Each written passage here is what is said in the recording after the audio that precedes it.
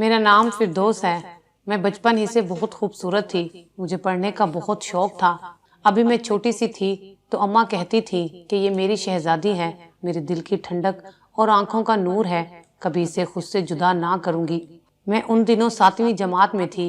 अम्मा मुझे कंघी करते हुए कहती थी कि जब तू मैट्रिक कर लेगी तो तेरी शादी कर दूंगी। तब मैं अम्मा को कहती कि मैं तो खूब पढ़ना चाहती हूँ। वो मेरी बात काट कर कहती, हमने तुझसे कोई नौकरी थोड़ी करवानी है, बस तू इतना पढ़ ले कि शादी के बाद तेरा शोहर ये ताना ना दे कि चिट्टी अनपढ़ मेरे पल्ले बांध दी है, जैसे तेरा बाप हर वक्त मुझे ताने देता रहता है। अम्मा अब्बा को एक दूसरे से प्यार भी बहुत था और लड़ते झगड़ते भी बहुत थे। अब्बा एक सरकारी इदारे में मामूली क्लर्क थे और अम्मा बिल्कुल अनपढ़ थी। मुझे अम्मा की इन बातों पर बहुत गुस्सा आता था। पता नहीं वो ऐसी बातें कैसे सोच लेती थी। खैर, वक्त पलक झपकते गुजर गया और देखते ही देखते मैंने मैट्रिक कर लिया। अब मैं जवान हो चुकी थी। बचपन में लोग मुझे मामूली सूरत की कहते थे, लेकिन जवान होकर मैंने ऐसा रंग रूप निकाला कि आईना भी मुझे देखकर शर्मा जाता। मैट्रिक करने के बाद अम्मा ने मुझे घर बिठा दिया और कहती, घर से बाहर मत निकला करो, जमाना खराब है और तुम लाखों में एक हो, अल्लाह ना करे कोई बदनजर तुझ पर पड़े। तब मैं सोचती कि बेटियों के जवान होते ही माओं को पता नहीं क्या हो जाता है। उनके दिल में औलाद के लिए प्यार का ऐसा समंदर होता है कि औलाद बद शक्ल भी हो तो उन्हें खूबसूरत लगती है। मगर मैं तो बहुत खूबसूरत थी। अब्बा भी इस मामले में सख्त थे। वो भी अब मुझे बाहर नहीं जाने देते थे। कहते थे, बस इसका रिश्ता ढूंढो, जल्द अज जल्द इसकी शादी हो जानी चाहिए। अम्मी ने अपनी बड़ी बहन से इस बारे में बात की तो अगले रोज वो अपने बेटे जैद के लिए मेरा रिश्ता मांगने आ गई और अम्मा से बोली, मुझे फिरदौस बहुत पसंद है। मैंने तो पहले दिन ही से इरादा कर लिया था, बस बेटे की रजामंदी का इंतजार था। बेटे ने हाँ की तो मिठाई का डब्बा लेकर आ गई हूँ। जैद मेरी बड़ी खाला के बेटे थे। बीए करने के बाद वो किसी प्राइवेट इदारे में जॉब कर रहे थे। घर में किसी चीज की कमी ना थी। अम्मा अब्बा को तो इस रिश्ते पर कोई इतराज था ही नहीं। उन्होंने तो फट से हाँ कह दी। शादी में 2 माह का वक्त रखा गया और फिर शादी की तैयारियां शुरू हो गईं। मैं खुद भी इस रिश्ते से बहुत खुश थी। देखते ही देखते 2 माह गुजर गए और शादी का दिन भी आ गया। मैं दुल्हन बन के जैद के घर आ गई। जैद बहुत अच्छे इंसान थे। पहले दिन ही से उन्होंने अपनी मीठी मीठी बातों से मुझे अपना दीवाना बना लिया था। मेरी खाला अब मेरी सास बन चुकी थी। वो भी बहुत अच्छी थी। घर में किसी चीज की कमी ना थी। मेरी शादी को 1 माह गुजर चुका था और अभी तक हम कहीं सैर व तफरीह को नहीं निकले थे। उन दिनों शहर में एक सर्कस की धूम मची हुई थी। जैद ने कहा, फिरदौस क्या तुम सर्कस देखोगी? मैंने खुशी से निहाल होकर जवाब दिया, हाँ जैद, मुझे सर्कस देखने का बहुत शौक है। कभी अब्बू ने इजाजत नहीं दी तो ये आरजू दिल में ही रह गई। वो मुस्कुरा कर बोले कि मैं तुम्हारी ये आरजू पूरी कर दूंगा। आज शाम चलेंगे, बस तुम तैयार रहना। ये कहकर वो काम पर चले गए और मैं बेचैनी से शाम का इंतजार करने लगी। हमारा शहर छोटा सा था। यहाँ तफरीह के लिए कोई खास जगह ना थी। सिनेमा घर भी ना थे। साल में 1 बार बैसाखी का मेला लगता था या फिर सर्कस आता था। अलबत्ता सर्कस में कभी कभार कुछ रोशन ख्याल लोग अपनी खवातीन को ले जाते थे। मैं पहली बार जैद के साथ बाहर घूमने जा रही थी। उस दिन मैंने लाल कलर का सूट पहना और जैद के कहने पर खूब तैयार हुई। जैद 7 बजे ही घर आ चुके थे। उन्होंने कपड़े चेंज किए और हम सर्कस देखने के लिए घर से निकल पड़े। रात के 8 बजे थे जब हम सर्कस पर पहुंचे। 2 घंटे बाद वापस जाना था। मेरे खामद ने उसी टैक्सी वाले से बात कर ली जिस पर हम बैठकर आए थे कि 2 घंटे सर्कस के बाहर हमारा इंतजार करे और हम उसी के साथ वापस जाएंगे। जो किराया बनेगा वो हम देंगे, क्योंकि रात गए सवारी का मिलना मुश्किल था।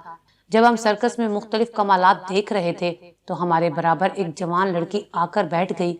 उसने काले रंग की चादर से खुद को लपेट रखा था। वो मेरे बिल्कुल साथ वाली कुर्सी पर बैठी थी। मैंने देखा कि ये लड़की तन्हा आई है, साथ कोई मर्द नहीं है। मुझे ताज्जुब हुआ। ये हमारे शहर की रिवायत ना थी। कोई लड़की रात गए अकेली सर्कस देखने कैसे आ सकती थी। सोचा कि इसके घर वाले कहीं आस पास होंगे जो आते ही होंगे, मगर काफी वक्त गुजर गया। यहाँ तक कि सर्कस खत्म हो गया। वो अकेली बैठी हमारी तरफ देखती रही। जब हम वापस जाने के लिए उठे तो वो लड़की हमारे साथ उठ पड़ी और हमारे साथ साथ चलने लगी जैसे हमरा आई हो। बाहर निकलकर हम टैक्सी की जानिब चले, वो भी पीछे पीछे चली आई। एक दफा तो मुझे शक हुआ कि इस लड़की का जैद के साथ तो कोई चक्कर नहीं जो हमारे साथ ही घूम रही है। फिर दिल से ये ख्याल निकाल दिया कि मेरे शोहर जैद ऐसे नहीं हो सकते। वो लड़की हम दोनों के बिल्कुल साथ साथ चल रही थी। अचानक मैंने रुककर पूछा, तुम कौन हो? क्यों हमारा पीछा कर रही हो? किसके साथ जाना है? आपके साथ जाना है, क्योंकि मैं अकेली हूँ और साथ कोई नहीं है। ऐसे कैसे हो सकता है कि तुम अकेली सर्कस देखने क्यों आ गई? उसे आना था मगर वो नहीं आया। लड़की ने इधर उधर देखकर कहा, किसने आना था? मेरे मामूजाद सलीम ने। मेरा उसके साथ निकाह हुआ था। अब हम टैक्सी के पास पहुंच चुके थे। मेरे शोहर ने सवालिया नजरों से उस लड़की की तरफ देखा। क्या तुम्हारी जानने वाली है? उन्होंने मुझसे सरगोशी में बात की। मैंने आहिस्ता से कहा, नहीं तो। फिर जल्दी से बैठो। जैद ने गाड़ी का दरवाजा खोला। खुदा के लिए मुझे भी साथ बिठा लो, लड़की ने इल्तजा की। कहाँ जाना है आपने बीबी? जैद ने सवाल किया। बस अगले चौक तक, वहां मैं उतर जाऊंगी। अब हम सोच में पड़ गए थे कि क्या करें। लड़की मेरे और करीब आ गई, तकरीबन मेरे जिस्म के साथ लगकर खड़ी हो गई, जैसे उसको डर हो कि मैं उसे छोड़कर चली ना जाऊं। वो मेरे साए में तहफ्फुज महफूज कर रही थी। मैं जान गई। तभी जहद से कहा, बिठा ले, आगे चौक पर उतर जाएगी। उनका इस लड़की को बिठाने का इरादा तो नहीं था, मगर मेरे कहने पर वो कुछ ना बोले। लड़की मेरे साथ, जबकि वो आगे ड्राइवर के साथ बैठ गए। चंद मिनटों में अगला चौक आ गया। टैक्सी ड्राइवर ने गाड़ी रोक कर कहा, उतर जाइए बीबी। लड़की ना उतरी। अब हमें अंदाजा हो चुका था कि हम किसी मुसीबत में फंस गए हैं। हम दोनों दिल ही दिल में खुद को कोस रहे थे कि उसे क्यों साथ बिठा लिया। बीबी, अगला चौक यही है ना? जैद ने कन्फर्म किया। वो कुछ देर चुप बैठने के बाद बोली, नहीं, जरा आगे वहां उतरना है। ठीक है, आगे चलो, रात का वक्त है, ये जहाँ कहती है वहां तक ले चलो। अकेली लड़की को बीच रास्ते में उतार देना ठीक नहीं है। अंदर से डरे हुए जैद ने बज़ाहिर बहादुर बनते हुए इखलाक का तकाजा निभाया। आगे चलते जाते थे और पूछते जाते थे, बीबी बताओ कहाँ उतरना है? और लड़की कोई पता नहीं बता रही थी। साफ बात थी, उसे नहीं मालूम था कि उसने जाना कहाँ है। यहाँ तक कि हमारा घर आ गया। चलो बेगम उतरो, जैद ने मुझे कहा। सामने गली में घर है, हम पैदल चले जाएंगे। वो लड़की भी उतर आई और मेरी चादर पकड़कर कहा, मुझे अपने घर ले चलिए। मैं एकदम हैरान हो गई, आखिर चक्कर क्या है? फिर मेरे शोहर उस लड़की से मुखातिब होते हुए बोले, अरे भाई क्यों? आपने जहाँ जाना है वहां जाइए, हम क्यों आपको अपने घर ले जाएं? वो बड़ी मासूमियत से बोली, मेरा कोई घर नहीं है। उफ खुदाया, अब क्या करें? मैं जैद की तरफ और जैद मेरी तरफ देख रहे थे। आखिर टैक्सी वाला हमारी उलझन समझ गया और बोला, जनाब आप टेंशन ना लें, ऐसी कई लड़कियां पहले भी मेरी टैक्सी में बैठ चुकी हैं। ये बहुत चालबाज होती हैं, मैं खूब जानता हूँ इनको कहाँ उतारना होता है। आप शरीफ लोग हैं, आप इसकी बातों में हरगिज ना आए। आप जाइए, मैं इस लड़की को अपने साथ ले जाता हूँ, आगे जहाँ कहेगी पहुँचा दूंगा। नहीं नहीं, कहकर वो लड़की रोने लगी। खुदा के लिए ऐसा मत करें, मैं उस तरह की लड़की नहीं हूँ, मुझे किसी के हवाले ना करें, बस मुझे अपने घर ले चलें, मैं सुबह होते ही चली जाऊंगी। जो ही हम टैक्सी से उतरे वो भी जल्दी से उतर गई। मुझे उस पर तरस आ गया और मैंने जैद से कहा, हो सकता है बेचारी मजबूर हो, हमें इस वक्त एक नौजवान लड़की को ऐसे अकेला नहीं छोड़ना चाहिए। आप इसे घर ले चलिए, कल देखेंगे। मुझे उसकी बेबसी पर रहम आ गया था। जैद कुछ देर उस लड़की की तरफ देखते रहे और फिर मेरी बात मानकर उसे अपने घर ले आए। मैं उसे अपने कमरे में ले गई और उसे पानी पिलाया। गर्मी की वजह से जब उसने अपनी चादर उतारी तो मैं ये देखकर हैरान रह गई। उसके पास सोने के कंगन और काफी जेवरात भी थे। अब मुझे यकीन हो चुका था कि मैंने उसे घर ले आकर बहुत बड़ी गलती कर दी है। जरूर ये अपने साथ हमें भी फंसवाएगी। मैंने उसे सख्ती से कहा, सच सच बताओ आखिर चक्कर क्या है? तुम कौन हो? तुमने ये सब कहाँ से लिए हैं? कहीं तुमने ये जेवरात चोरी तो नहीं किए और डर की वजह से हमारे साथ आ गई हो? वो कहने लगी, नहीं नहीं, मैं चोर नहीं हूँ, मैं आप सबको कुछ बताती हूँ। फिर उसने अपनी दास्तान कुछ यूं सुनाई। उसका नाम नफीसा था। ہمارے شہر کے قریبی قصبے کے رہنے والی تھی اور ایک امیر گھرانے سے تعلق رکھتی تھی۔ سکی ماں کچھ سال پہلے فوت ہو گئی تھی۔ اس کے باپ نے دوسری شادی کر لی تھی۔ اب ماں تو تھی مگر ستیلی تھی۔ سکی ماں نے اپنی زندگی میں اس کا نکاح اپنے بھانجے سے کروا دیا تھا۔ اس کی وفات کے بعد نفیسہ کے والد نے دوسری شادی کر لی تو ستیلی ماں بہت چالاک اور لالچی نکلی۔ اس نے روپے پیسے کے لیے ہی شادی کے لیے ہاں کی تھی۔ اب وہ اس گھر کی مالکن بن چکی تھی اور سارے حالات دیکھنے کے بعد اس نے نفیسہ کی رخصتی نہ ہونے دی، کیونکہ وہ اکلوتی تھی اور باپ کی ساری جائیداد کی وارث تھی، جبکہ ستیلی ماں کے پہلے شوہر سے ایک بیٹی اور ایک بیٹا تھا اور اب وہ مزید بچے پیدا کرنے کی اہل نہ تھی۔ اس نے سوچا کہ وہ نفیسہ کا نکاح ختم کرا دے گی اور پھر اس کی شادی اپنے پاگل بھائی سے کر دے گی جسے دنیا کا کوئی ہوش نہ تھا، تاکہ گھر کی دولت گھر میں ہی رہے۔ اس نے رفتہ رفتہ نفیسہ کے والد کو مٹھی میں لیا اور جب نفیسہ کا والد اس کی ہر بات ماننے لگا تو ایک دن اس نے یہ بات کہہ دی کہ وہ نفیسہ کا نکاح اپنے بھائی سے کرے گی۔ پہلے تو اس کا باپ نہ مانا مگر کچھ دنوں بعد وہ بھی راضی ہو گیا اور پھر اس نے نفیسہ کے نکاح کی تنسیخ کرا دی، جبکہ نفیسہ ایسا کچھ نہیں چاہتی تھی۔ اس نے اپنے باپ کی بہت منتیں کی کہ ایسا نہ کرے مگر اس کے باپ نے ایک نہ سنی اور اپنی دوسری بیوی کی ہر بات مانتا رہا۔ نفیسہ کو طلاق کا بہت صدمہ تھا جو اسے رخصتی سے پہلے مل گئی تھی۔ اس کے منگیتر ماموں زاد سلیم کو بھی کم صدمہ نہ تھا، لیکن وہ والد اور پھپھا کے ہاتھوں مجبور ہو گئے تھے۔ ستیلی ماں کی جیت ہو چکی تھی۔ ایک ماہ بعد ہی اس نے نفیسہ کی زبردستی شادی اپنے بھائی سے کرا دی، جس کو لوگ بھولا کہتے تھے، جبکہ وہ بھولا نہیں تھا بلکہ پیدائشی اب نارمل انسان تھا، جس کے منہ سے رال ٹپکتی تھی اور سر ایک دم چھوٹا تھا۔ یہ سارا کھیل ستیلی ماں نے نفیسہ کی دولت ہتھیانے کی خاطر کیا تھا۔ جب پہلی بار اس نے اپنے شوہر کو دیکھا تو اس چھوٹے سر والے انسان کو دیکھ کر بے ہوش ہو گئی۔ نفیسہ اپنے ماموں زاد سے بہت محبت کرتی تھی مگر نکاح ہو جانے کے باوجود اس کی ستیلی ماں نے دو محبت بھرے دلوں کو آباد نہ ہونے دیا۔ شادی کے دوسرے دن ہی نفیسہ وہاں سے بھاگ کر اپنے گھر آ گئی اور باپ کے قدموں میں گر گئی کہ وہ اس اب نارمل آدمی سے جسے اپنا ہوش نہیں ہے اس کے ساتھ زندگی نہیں گزار سکتی۔ اسے روتا دیکھ کر اس کے باپ نے کچھ دنوں کے لیے تو اسے اپنے پاس رکھ لیا مگر ایک روز زبردستی نفیسہ کو اس کی ماں سسرال چھوڑ کر آ گئی، جبکہ وہ ہرگز وہاں نہیں رہنا چاہتی تھی۔ ماں کہہ کر آئی تھی کہ اب واپس نہیں آنا، اب ہمیشہ کے لیے یہیں رہنا ہے ورنہ جان سے مار دوں گی۔ نفیسہ نے اپنے ماموں ممانی سے مدد حاصل کرنے کا سوچا اور ان کے پاس جا کر ان کی منتیں کی کہ مجھے اس عذاب سے نجات دلوائیے۔ انہوں نے بھی بھانجی کا ساتھ دینے سے انکار کر دیا کیونکہ وہ اب شادی شدہ تھی اور کسی اور کی بیوی تھی۔ اگرچہ یہ شادی ایک بھولے آدمی سے ہوئی تھی مگر گاؤں میں اکثر یہ سب کچھ ہوتا ہے۔ ماموں تھانے کچہری کے چکر میں پڑنا نہیں چاہتے تھے، اس لیے انہوں نے مدد کرنے سے انکار کر دیا اور مجھے واپس اپنے گھر جانے کو کہہ دیا۔ آخری امید خود اس کا محبوب سلیم رہ گیا تھا۔ ایک دن وہ کسی طرح سلیم سے ملنے میں کامیاب ہو گئی اور اس کی منت کی کہ مجھے یہاں سے نکال کر لے جاؤ، اگر ہم عدالت میں چلے جائیں اور وہاں ان کو بتائیں کہ میرا شوہر اب نارمل ہے جسے اپنا ہوش نہیں ہے، ایک لڑکی اس کے ساتھ زندگی نہیں گزار سکتی، تو وہ میرے حق میں فیصلہ دے دیں گے۔ بس ایک بار تم میرا ساتھ دو، شہر جا کر ہم وکیل کر لیں گے۔ اس وقت تو جذبات سے مغلوب ہو کر سلیم نے حامی بھر لی اور نفیسہ کو کہہ دیا کہ فلاں دن تم سرکس میں آ جانا، میں گاڑی لے کر پہنچ جاؤں گا اور ہم شہر نکل جائیں گے۔ لیکن بعد میں شاید وہ ڈر گیا، یہ پتہ نہیں کیا وجہ بنی، وہ نہیں آیا، جبکہ نفیسہ اس کی بات کا اعتبار کر کے سرکس پہنچ گئی۔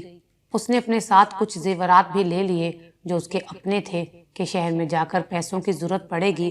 سرکس پہنچ کر اس نے سلیم کو ادھر ادھر دیکھا مگر وہ نظر نہ آیا تو کٹ پتلی والے تھیٹر میں آ گئی، کیونکہ یہ سرکس سے باہر تمبو میں لگایا گیا تھا جہاں سلیم نے آنا تھا۔ تماشا ختم ہو گیا اور وہ نہ آیا تو نفیسہ گھبرا گئی۔ اب اس کی نہ تو میکے میں جگہ رہی تھی اور نہ ہی سسرال میں، وہ ہمارے ساتھ چپک گئی یہ سوچ کر کہ صبح وہ سلیم سے رابطہ کر لے گی۔ اس کا احوال جان کر ہم سب پریشان ہو گئے۔ بہرحال رات کو پناہ دیے بنا چارہ نہ تھا، اس امید پر کہ وہ صبح اپنی راہ لگ جائے گی۔ میری ساس نے رات کو اسے اپنے کمرے میں سلا دیا۔ صبح ہوئی، میں نے نفیسہ کو ناشتہ دیا اور زید نے اس کے سسرال کا پتہ دریافت کیا۔ نفیسہ نے کہا، लगता है कि आपको मेरी बात पर यकीन नहीं है। अगर आपने मेरे शोहर को देखना है तो जाकर पीर जी के मज़ार पर देख लें, वो वहां आपको नजर आ जाएगा। उसने जैसा हुलिया बताया था उसको पहचान लेना मुश्किल ना था। मज़ार मेरे शोहर के दफ्तर के रास्ते में पड़ता था। सुबह दफ्तर जाते हुए वो मज़ार पर उतर गए और उनको वो आदमी नजर आ गया। आसपास के कुछ लोगों से उस पागल आदमी के बारे में मालूमात ली तो पता चला कि नफीसा सच कहती है। वो वहां से वापस घर आ गए। उन्हें वक्त से पहले घर के अंदर दाखिल होता देखा तो मैंने पूछा, आज दफ्तर नहीं गए आप? तो वो कहने लगे, बहुत दुख हुआ है, ये लड़की सही कहती है, इसके साथ जुल्म हुआ है। मैं इसके शोहर एबनॉर्मल को देख कर आ रहा हूँ, वो मज़ार पर पड़ा रहता है। मेरा ख्याल है कि इसे घर से नहीं निकालना चाहिए, बल्कि सोचना चाहिए कि इसके वालिद को कैसे राजी करें कि वो इसको ले जाए और इसे अपने पास रखे।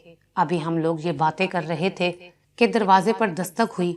वही टैक्सी वाला जो हमें पिछली शब सर्कस से घर पहुंचाने आया था, एक शख्स के साथ हमारे दरवाजे पर मौजूद था।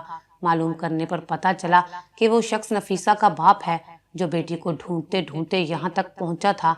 उसने अपना तारुफ करवाया और ससुर साहब ने उसको अंदर बिठाकर तवाज़ा की और बताया कि आपकी बेटी रात से हमारे घर पर है, शुक्र है महफूज है। उसने शुक्रिया अदा किया और नफीसा को बुलाया। कहा, बेटी घर चलो, तुम जैसे कहोगी मैं वैसा फैसला करूंगा, लेकिन अब मुझे दुनिया में रुसवा मत करो। नफीसा किसी सूरत बाप के साथ जाने पर राजी ना हुई। उसने कहा, बाबा जान, आपने जो फैसला करना है इसी घर में इन्हीं लोगों के सामने करें। मैं हरगिज उस घर में कदम नहीं रखूंगी जहां आपकी दूसरी बीवी की हुक्मरानी है। हम सब ने बहुत समझाया। मेरे ससुर ने जमानत दी मगर लड़की ना मानी।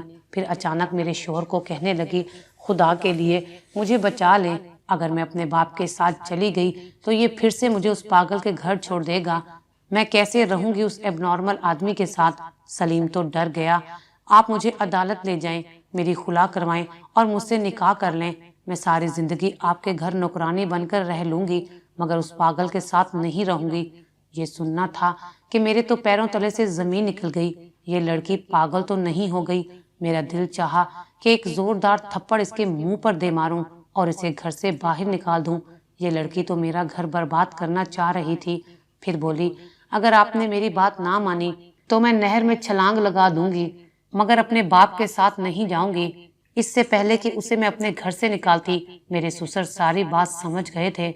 उन्होंने मुझे बुलाकर कहा, बेटा तुम गुस्सा ना करो, मुझे पता है बात तो इस लड़की ने बहुत गलत की है, इस लड़की के साथ बहुत गलत हुआ है, इसलिए ये जज्बाती हो रही है और बिना सोचे समझे बोले जा रही है। अगर इस वक्त हमने भी इसे अकेला छोड़ दिया तो इसकी सुतेली माँ इसे फिर उस पागल के पास छोड़ आएगी। मिलाकर ससुर के कहने पर हम भी नफीसा के हम नवा हो गए। उसके वालिद उसको हमारे सुपुर्द करके चले गए। उन्होंने अपनी सुतेली बीवी की मुखालफत मोड़ ले ली और बेटी की खुला लेकर उसको उसके मामू के सपुर्द करने पर राजी हो गए। लेकिन मामू ने कहा, तमाम शरई और कानूनी तकाजे पूरे करने के बाद वो उसको अपनी बहू बनाकर ले जाएंगे। ऐसे नहीं। बिलाखिर नफीसा की शादी की तजदीद उसके मामूजाद सलीम से हो गई और वो बाज़ाब्ता तरीके से अपने मामू की बहू बनकर हमारे घर से रुखसत हो गई। शुक्र है जल्दबाजी में आकर इस नेकी के मौके को हमने ज़ाया नहीं किया, वरना ना जाने उस बेचारी का क्या हशर होता। हम अब भी उस अंधेरी रात में खौफजदा इल्तिजा करती नफीसा को याद करते हैं तो हमारे रोंगटे खड़े हो जाते हैं। आज इस बात को 5 साल गुजर गए हैं। नफीसा खुशो खुरम अपने शोहर सलीम के घर आबाद है। उसके 4 बच्चे भी हो गए हैं और वो अक्सर हमारे घर आती रहती है। अगर आपको हमारी ये वीडियो अच्छी लगी हो तो इसे लाइक करें, शेयर करें और मज़ीद अच्छी अच्छी वीडियोस देखने के लिए हमारा चैनल सब्सक्राइब करें।